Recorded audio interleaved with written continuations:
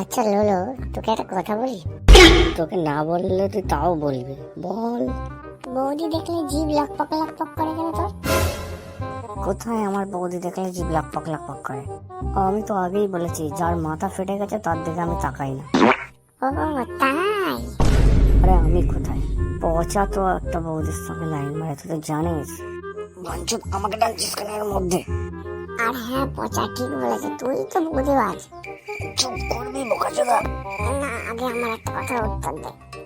তুই যে জুমাবতীর সঙ্গে লাইন মারিস, জুমাবতীর যে 3টে ছেলে, তার মধ্যে একটা নাকি তোর শুনেছি। ছোটটা, বড়টা না মেজোটা, কোনটা জানি না।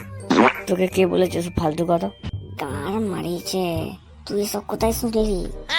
শুনেছি, আমারও লোক আছে। দেখ বোকাচোদা, নির্জন থেকে যদি এইসব কথা বলিস, তোর সঙ্গে আর কোনো কথা নেই। আমি 1 বছর লাইন মারছি, আর ওর ছোট ছেলের বয়স 3 বছর। ও সরি, তাহলে আমার ভুল। এই কে কি সব বলে কিছু বুঝি না, বুঝলি সব। মাদার চোদ খানকির ছেলে, তুই যে চোর থেকে ধরা পড়েছিস সেটাকে আমি লোককে বলে বেড়েছি?